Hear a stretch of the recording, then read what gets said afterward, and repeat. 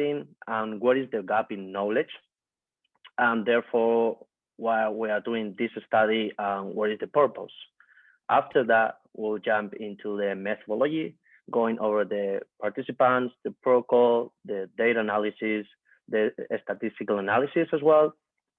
And after that, we'll go over the results, split in three different sections: in power output, in the stroke characteristics, and the muscle activation. And we'll end up with the discussion, including limitations and practical implications of this research. So here you have a time frame of modern surfing from the first time it was reported to the first Olympics that will happen this year, including surfing, also including the invention of the first wetsuit in 1950s. So the first data about world surf participation came in 2002 with approximately 13 million surfers, increasing almost by 3 times in 2013, reaching to 37 million. There is no recent data of participation, but every surfer has experienced how surf breaks are getting more and more crowded, especially since the pandemic. And my point with all this is that surfing has been growing exponentially for the last decades, and it is expected to keep growing in the next year, with the global market estimating an annual growth of 3% for the next 7 years. The sport is getting to a new level of professionalization with Olympics, with wave pools, and surf research and surf gear research is necessary to keep pushing the sport forward.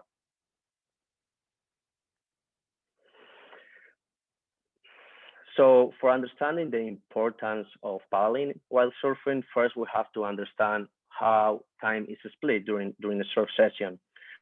So there are few studies that have assessed this in the past, and only between 4 and 8% of the time that we are in the water, we are actually surfing. Between 28 and 42% of the time, we are sitting, just waiting for waves, and more than a half, between 44 and 58% of the time, we are paddling. However, during surfing competition, paddling performance is not included in the judges' score.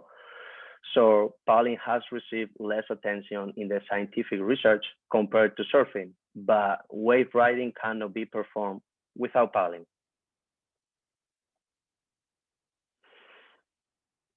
So we can say that paddling is the predominant aspect of surfing, and it can be divided into 2 different types based on intensity: endurance paddling and sprint paddling. From a field perspective, endurance paddling is used to paddle out from the beach to a lineup, as well as recovering the position after riding a wave. In the other side, sprint paddling is crucial to achieve enough speed to catch the waves and to have a better positioning against competitors. Also, a higher entry speed helps surfers to execute maneuvers in the most critical section of the wave with greater speed and power, obtaining higher scores in competitions. But not only that, higher peak power output values have been positively correlated with a better season rank. Regarding physiological and biomechanical differences, cruising paddling is considered an aerobic exercise with boats between 3 and 6 minutes long at low to moderate intensity. Sprint paddling instead consists of boats between 1 to 20 seconds at maximal intensity, being considered as an anaerobic exercise. Muscle activation also differs between intensities, as endurance paddling is similar to crawl swimming muscle activation, and during the sprint paddling, latissimus dorsi has an earlier activation, and deltoid muscles seem to contribute more during the propulsive phase of the stroke. In short, let's say that endurance paddling is a requirement to feel comfortable while moving around in the water. However, the sprint paddling is the one that will make you go for bigger and faster waves. Being able to paddle faster will make you feel safer because you will get earlier into the wave. Now that we know the difference between two types of paddling, let's talk about wetsuits. They are a common piece of equipment, but there is limited research on their impact on surf paddling. So the basis of knowledge we have comes from swimming and triathlon wetsuits. Research has reported that swimming wetsuits increase buoyancy and reduce drag, increasing the sprint velocity and therefore improving performance. However, surfers present a different challenge as the surfboard provides more buoyancy than the wetsuit itself, and therefore it is unlikely that the enhancement from swimming will transfer to the surfing wetsuits. And that brings us to the gap of knowledge. What we know about surfing wetsuits. Their use for thermoregulation is broadly supported, and the majority of research has been done in this field, but there is limited research looking at how wetsuits affect performance. The only study comparing wearing wetsuit versus trunks from a performance standpoint was done by Dr. Nessler and colleagues. Participants paddle in a Newcomer at cruising speed, and they conclude that wearing a wetsuit does not have a significant effect on paddling metabolic cost. However, as we have seen, there are some biomechanical and physiological differences between sprint and endurance paddling. So these findings cannot be applied to sprint paddling. Also, we've seen that there are differences in surfing and swimming wetsuits, so we cannot transfer these findings from swimming either. Therefore, we don't really know how wetsuits can affect the sprint performance, but we do know that sprint paddling is one of the most important aspects of the sport. On top of that, the previous research focusing in performance has only assessed thin wetsuits, which are great for surfing here in SoCal or similar temperature regions, but surfing in extreme environments can require up to 6-7 millimeters thick wetsuits. Therefore, there is a gap in knowledge about how wetsuits and how different wetsuit thicknesses can affect sprint paddling. We know that wetsuit increases resistance to shoulder motion, and there is also preliminary data suggesting that surfers perceive increased effort as wetsuit thickness increases. Also, previous research assessing elastic fabrics has reported that the thicker the fabric is, the stiffer it gets. Therefore, increasing the thickness of the neoprene may increase the stiffness and the resistance to movement, decreasing the sprint paddling performance. Filling this gap in knowledge will help us to better understand the impact of wetsuit thickness on sprint paddling, which could lead to a better product design and to enhance surfing athlete performance. So the purpose of this study was to examine the influence of wetsuit thickness on anaerobic power during simulated sprint paddling on an ergometer. The first hypothesis was that we'll find a decrease in peak power output as wetsuit thickness increases. And the second hypothesis was that we'll find an increase in muscle activation as wetsuit thickness increases.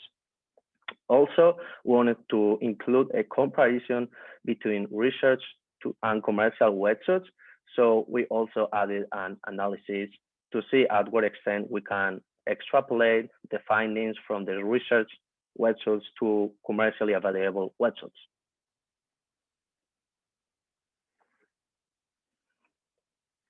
19 male recreational surfers with at least 5 years of surfing experience were recruited to participate in the study.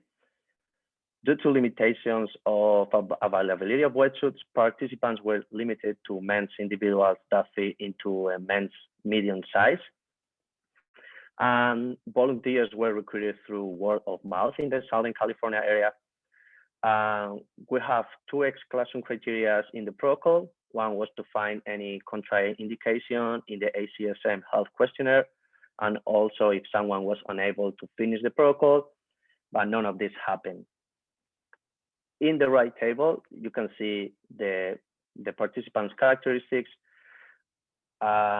These 19 male participants had a mean age of 24 years and a mean height of 1.7 76 meters, mean weight of 71.1 kilograms, and they reported a surfing experience of 12 years and also a self-reported surf competency in a scale from 1 to 10 on 7 points.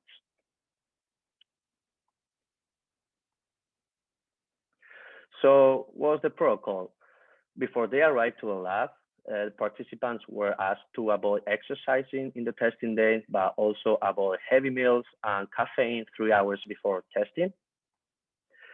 And they had to sign an informed consent as soon as they arrived to the lab, and also 2 questionnaires, one regarding surf and physical activity, and with questions such as how many years have you surfed, what is your surfing competency, how many months do you wear a full wetsuit. And the second questionnaire was to rule out any major health problem that could potentially put the participants in risk during testing. After this, they filled out these questionnaires. They were instrumented with surface electromyography. Specifically, muscle activation in this study was recorded using the Thesis Trignal relay system that captured data at 1927 Hz. And the EMGs were placed in the middle deltoid, the posterior deltoid, latissimus dorsal, upper trapezius, and pectoralis major because of their importance while paddling. The wrist acceleration was also measured with an accelerometer, which was included in the EMG device and was used for identifying the beginning of each stroke. EMGs were covered with a thick adherent tape to hold them in the same position and don't fall during the change of wetsuits. And the test site was also randomized to dominant, non-dominant hand to remove possible asymmetries associated with side dominance that could have been a confounding variable.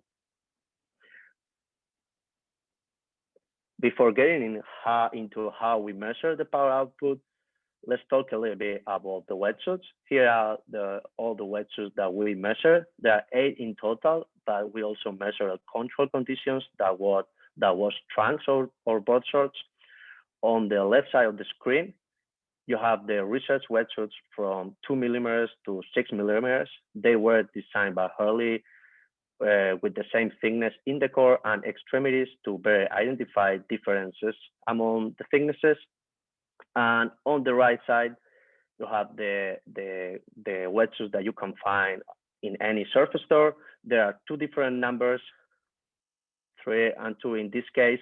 So the first number will consist on the thickness in the core part or the central part of the wetsuits, and the second number will consist on the thickness on the arms and legs. So to put this in perspective, we could say that Southern California will need a 2 mil or a 3.2 for most part of the year. NorCal, Oregon will need a 4.3, 5.3, 5.4, and the 6 mil or thicker will be for extreme environments such as Alaska, Iceland, Russia, or similar. So for testing anaerobic power, we use the VASA windbreak swing bench ergometer that was modified with a surfboard at a 10 degrees angle, which previous research has concluded that this is the actual angle when we paddle in the water. The paddling kinetics were collected through a Simul ANT Plus software and a custom script that communicates with the ergometer via Bluetooth. The script calculates power on its own via time and rotational distance of the ergometer flywheel. This is pretty much an external device that communicates with the ergometer, and we can export the data to work with. The protocol consisted in a 3-minute warm-up at 30 watts, endurance paddling speed, pretty chill. And after that, they had 3 5-second sprint with 20 seconds rest. Why this? Because at first it can feel a little bit weird to paddle out outside the water in this device. It takes a short time just to get used to, but it's important to do some familiarization. And after they did this warm-up, they performed a 10-second sprint with 10 minutes rest. And we repeated that procedure for 9 times because we have those 8 wetsuits that we just talked about, plus the plus the board shorts. All of these conditions were randomized the order, and also the 10 minutes rest period was selected because it's enough time to recover ATP and creatine phosphate. And it's important to note that this procedure has been previously validated for being a reliable method to assess sprint paddling in surfing. Getting more in detail about how we analyze this data, all was done through custom scripts in MATLAB. With the power output, we obtained the left and right power outputs from the ergometer that we saw in the last slide. Summing that, we had the stroke power output, but we didn't use that for the analysis. Instead, what we did is calculate the mean of the two highest consecutive strokes to calculate the total peak power. And that was the value that we work with in the analysis. But we also calculate the mean of the first and second, third and fourth, 5 and 6 strokes to check the relationship between power and time and the different wetsuits. With the stroke characteristics, we use the wrist accelerometry, and we filter that with a low pass fourth order Barefour filter at 60 Hz. And we use this acceleration data to identify the beginning of the stroke that was defined by the peak acceleration after the arm recovery, right when you are going to start the stroke. And this allows us to calculate the number of strokes, the mean stroke time, the stroke time variance, and the peak accelerations. With the muscle activity, we also rectify low pass filter with a fourth order Barefour filter again, but this time at 20 Hz. And we quantify muscle activation by calculating the area under the curve of each stroke. And then we average the muscle activation across all the strokes for each condition. The statistical analysis was done in RStudio. Prior to any analysis, data was evaluated for normality, differences in variance, also for outliers. And we found 2 significant outliers in the ergometer that were removed. And I will talk a little more about this later during the results. And for testing the first hypothesis, we ran a repeated measures ANOVA. And we also ran a 2-way repeated measures ANOVA for testing the influence of wetsuit over time. For looking at differences between research at commercial wetsuits, we ran a per t-test to see difference in means. And on the side of the EMG data, on the muscle activation, we also found outliers, but they were included in the analysis because there wasn't any change in significance. The only participants that we exclude the data from were those with missing data or motion artifact. And we ran again repeated measures ANOVA for testing our second hypothesis.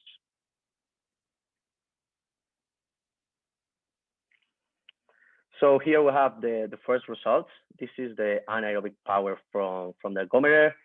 This box plot is only including the research wetsuits from 2 millimeters to 6 millimeters, and the control condition in blue.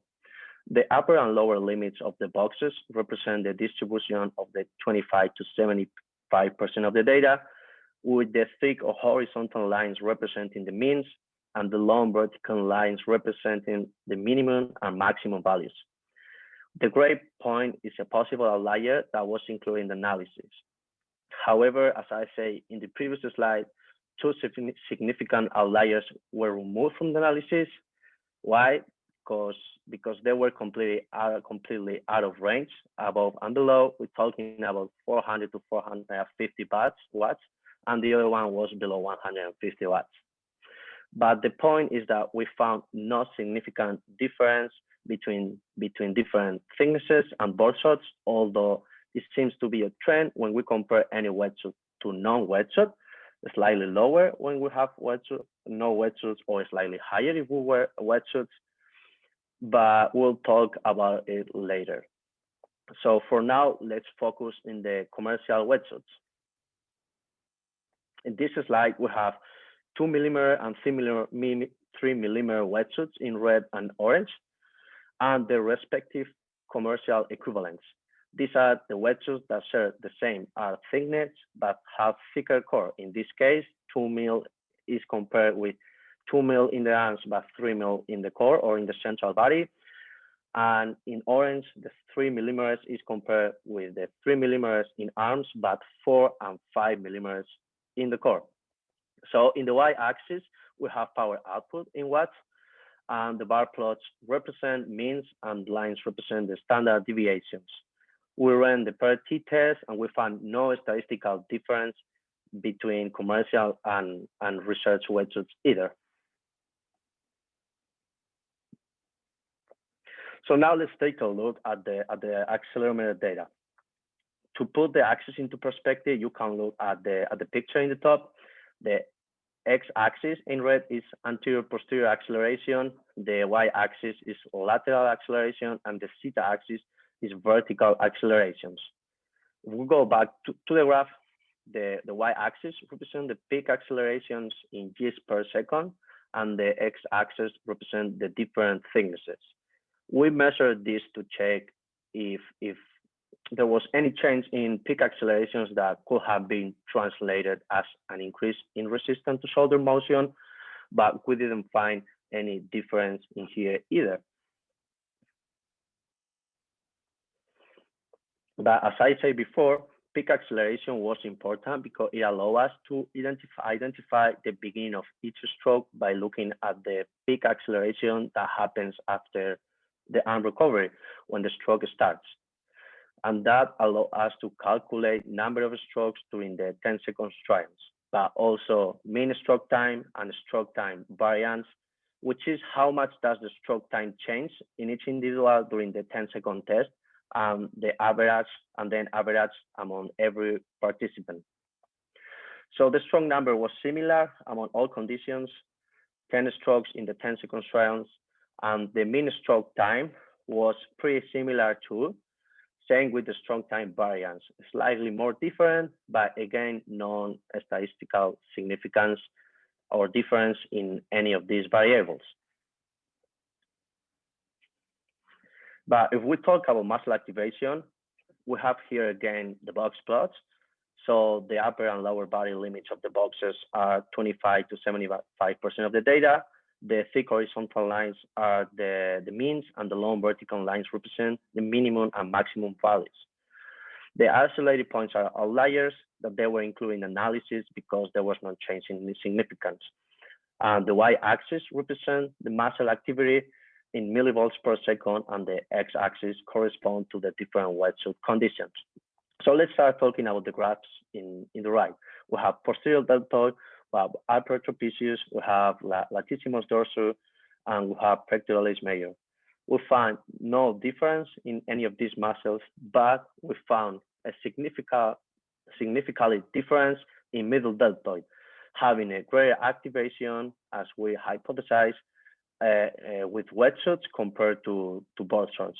So for the repeated measures, ANOVA doesn't tell you which one is greater than, it just tells you that there is a difference. So for assessing that difference, we ran the Bonferroni postcode analysis, and then we found that every wetsuit was significantly, the activation of the deltoid during any wetsuit was significantly higher compared to board shots.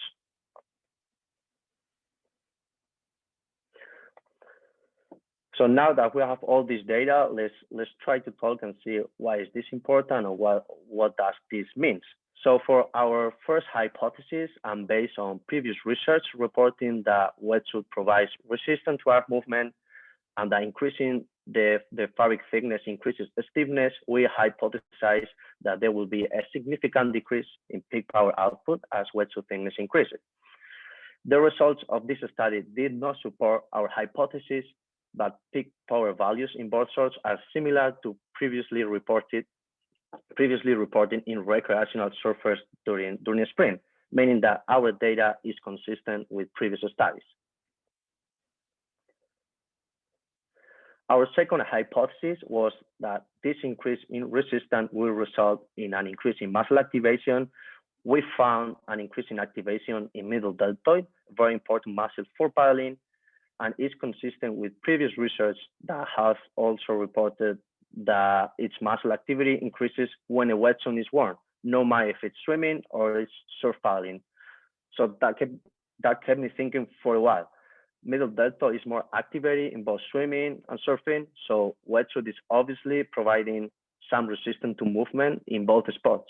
But our data, instead of suggesting a decrease in performance, it does suggest an increase in performance. And that brought me back to why swimming wetsuits enhance performance.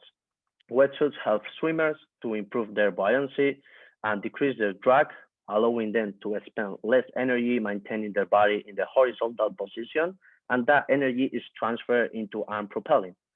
This change in energy efficiency is translated to an increase in stroke rate without sacrificing the strong length. However, the surf paddling presents different challenges, as buoyancy is provided in part by the surfboard, and therefore it appears to be less susceptible to change because of the wetsuit. In this study, we found that unlikely in swimming, there is no difference in stroke number and stroke time. And there is no change in buoyancy. If there is no change in buoyancy and drag, there is no energy transfer to improve a stroke rate, because the position of the surfer in the water doesn't change that much in the vertical axis. So in swimming, the increased resistance and increased activation in deltoid might be overcome by the fact of having a better swimming efficiency due to the reduced drag. But what's the mechanism why surfing wetsuits might enhance performance? One possible explanation is that the mechanical properties of the neoprene might be playing a role in here. But how is this? Neoprene has been reported to have a high rate of recovery from stretch, and that might counteract the increased resistance of material during the sprint paddling. You can think about this as the neoprene being stretched at the end of the arm recovery when the arm is right there in front of you, which is the moment where you can feel that increased resistance and the increased middle deltoid activation. But then when starting the propulsive phase of the stroke, it releases the stored energy, resulting in a possible enhanced performance, acting as a spring. An interesting way to support this is that surfers prefer to wear wetsuits even when thermoregulation is not needed. One possible contributor of this behavior is an increase in proprioception in shoulder joint, consistent with other sports. When you wear a knee or ankle bracing, it makes you feel safer, tighter, right? But the fact of wetsuit assisting you to start the stroke might be a new possibility. Again, this is a speculation, but we wanted to test this further with the data we had to see if this might be a real possibility. So for exploring this option more in depth, we performed a new analysis, a two-way repeated measures ANOVA, and this time we include time into the equation. Here we have the graph analysis. Y-axis represents power output, and x-axis is represented by the first and second stroke, third and fourth stroke, fifth and sixth stroke. We found two interesting things. First thing is that different thicknesses might interact in different ways. How is this? The possible enhancement in performance because of the possible recoiling of wetsuits might have optimum thicknesses. In the graph, we can see that the 3 and 4 millimeters in orange and yellow have the highest power. 4 sorts and 2 mil are in the border, and 5, 6 millimeters and in between both, indicating that there might be a trade-off between the wetsuit recovery of stress and excessive thickness. Again, this is speculation. Future studies are required to confirm this hypothesis and determine if these findings can be translated to paddling in the water and paddling in sub-maximal speeds. But another interesting finding, which this was statistically significant, was that strokes 3 and 4 were higher than 1 and 2 and 5 and 6, meaning that surfers need 3-4 strokes to catch up with waves speed. So this finding is suggesting that when catching a wave, the surfers must time so the strokes 3 and 4 occur during the most critical point of paddle entry into the wave. And this information can be used by surfers and coaches to optimize the training in sprint paddling.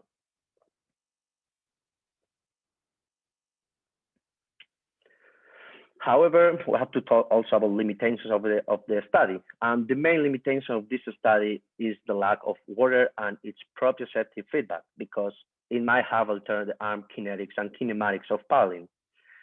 Ergometer testing is reliable and convenient because it allows for environmental factors to be easily controlled. However, pool-based or ocean testing may seem more realistic because better replicates the physical demands of paddling. Future research of an aquatic environment with waterproof electromyography is needed to confirm these findings. And another limitation is that the study might not have been powered enough, or the measurement tools might not have been sensitive enough to differentiate differences in power output between the different thicknesses. Still, 19 participants is more than usual in this type of studies, and we didn't have data to run a power analysis before the study. We're running after finishing the study with the current data, and we will need 140 participants to support this difference in power output. However, I think we should think about this study more as an exploratory study. This is the first study assessing how different thickness can affect performance, and this will serve as a basis of knowledge for future and better quality studies. Going back to the power analysis, to the statistical power, I personally think that if future studies try to replicate this one, or I have to do again this study, I will remove the commercial wetsuits and limit only to the 6 research wetsuits. I think that will have powered the study a little bit more. So what are the practical implications of these findings? So what we know is that the wetsuits are essential, and surfers prefer them even when thermal regulation is not needed. So the increased proprioception might be a reason of this behavior, but the neoprene capacity to help propulsion is a new possibility, or might be a new possibility. From a wetsuit design perspective, the extra thickness in the core doesn't affect the paddling output, but might be crucial for reducing the temperature loss. In certain body areas, such as the lower back and abdomen, temperature drops 10 and 15% respectively in an average surf session. And it is also important because the thermophysiological comfort is as important as the stretching properties. So it is necessary to combine biomechanical with perceptual data to address both factors and develop a better product. Last note, I would like to clarify that this is only done in sprint paddling, so we need more research to assess if these findings can be translated into endurance paddling speeds. So as conclusions from the study, can say that increasing the thickness of the wetsuit while sprint paddling has no significant effect in power output, that the middle deltoid activation increases when a wetsuit is warm. The highest peak power outputs are found in the 3rd and 4th strokes, which might have implications for coaches and surfers to improve their sprinting ability. And further research is needed to examine to what extent these findings can be applied to paddling in the water.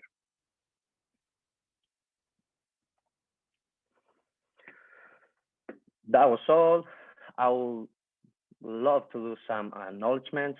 And first of all, I would like to say thank you to Fulbright. I think that they make possible for me to come in here and have this incredible experience for the last 2 years, but also to Dr. Newcomer. None of this would have been possible without him, and I will be grateful with him. Dr. Jeff Nessler and Dr. Matt Schubert for being part of my committee. Tyler Wiles and Bergen Benedict for helping me to direct connection, helping me with the undergraduate students, helping me with I could barely talking English. I would also like to say thank you to Matt Baker, who is being there doing all this time, replying questions no matter what time or how late it was at night. I would also like to say thank you to the Kenneth 326 students that make this data collection possible, and to Super Suri and Irache, two good friends of mine that took the pictures that you have seen during the whole presentation.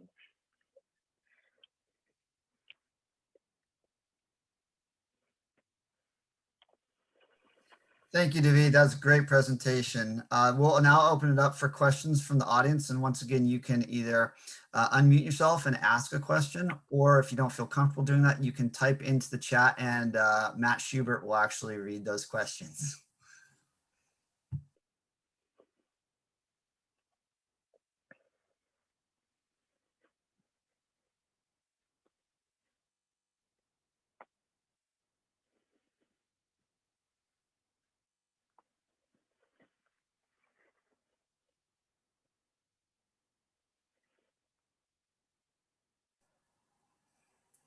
One other thing is, I think Matt made this clear, the committee members don't actually ask David questions during this time frame. We actually wait until we're alone with David. So this is really open to all of our guests and students. And if there won't be any questions at that time, then we can, we'll just move right in to the closed door session with David. So this is your opportunity.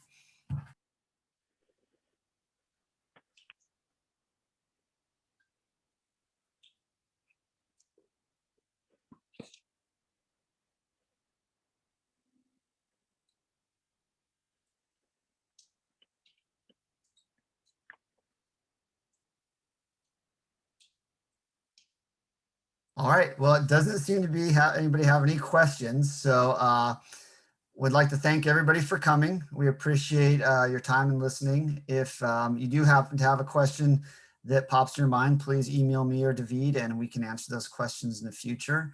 But we'll ask everybody to leave now and we will proceed with the closed door session of the questions with the committee members.